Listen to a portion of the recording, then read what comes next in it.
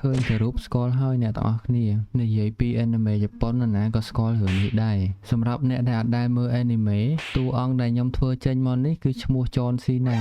បាទចនស៊ីណាគឺនៅខាងក្រោយនៅខាងមុខគឺរូបណារូតូខ្ញុំផ្ទាល់មើលអេនីមេបានតែ2 3រឿងទេតែដើរប្រាប់គេថា fan anime ដូចសម្បើមណាស់ចឹងអេនីមេដែលខ្ញុំធ្លាប់មើលមានដូចជា Naruto Attack on Titan One Punch Man ហើយនិង Hentai ពេលណាជួបអ្នកចេះមើលអេនីមេដូចគ្នាម្ដង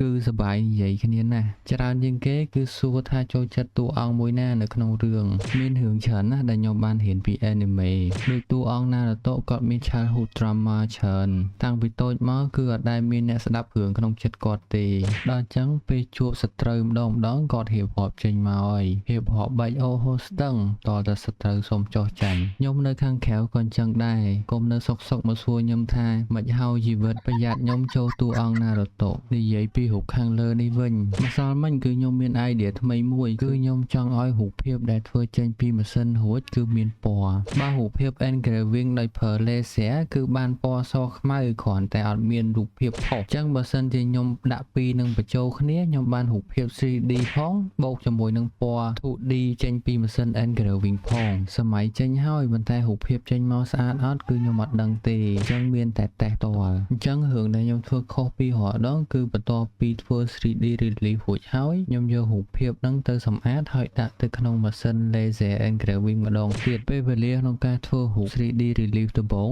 គឺច្នៃពេលអស់7 ម៉ោងហើយយកវាមកបាញ់ជាមួយ laser ម្ដងទៀតនេះគឺថែម6 ម៉ោងទៀតតែមុននឹងម៉ាស៊ីនបានធ្វើការខ្ញុំអង្គុយ edit រូបភាពហើយនឹងរៀបចំ file កន្លះថ្ងៃហើយលទ្ធផលដែលចេញពីម៉ាស៊ីនមកព្រលឹមឡើងក៏surpriseខ្ញុំដែររូបភាពផុសចេញមកច្បាស់ខ្លាំងវាមើលទៅមានរយៈមានជ្រៅវាមានសមានខ្មៅមើលក្នុងម្លប់មើលក្រៅម្លប់គឺឃើញច្បាស់ដូចគ្នាហើយរូបនឹងដែរខ្ញុំអត់ design ប្រើស៊ុំជ្រុងទេព្រោះខ្ញុំចង់ឲ្យរូបនឹងមានអារម្មណ៍ថាផុសចេញឡើងសមជាមួយនឹងរូប 3D មានបងប្អូនគាត់សួរថាតម្លៃរូបខ្ញុំធ្វើគិតមិនតម្លៃគឺអាស្រ័យលើរូបភាពបងប្អូនឲ្យធ្វើចាយពេលយូរប៉ុណ្ណាដោយរូបនៅក្នុងវីដេអូនេះគឺខ្ញុំចាយពេល2ថ្ងៃតម្លៃ$65កម្ពស់ 340mm ទទឹង280mm រូបខ្លះធំប៉ុន្តែបើអត់មាន background គឺធ្វើលឿនទេរូបដែលមាន background គឺធ្វើយូរជាង3 ដងទៅ4 ដងមានតែប៉ុណ្្នឹងទេអ្នកទាំងអស់គ្នាជួយគាំទ្រដោយការចុច follow ម្នាក់មួយផងអរគុណដែលបានតាមដានដល់ចប់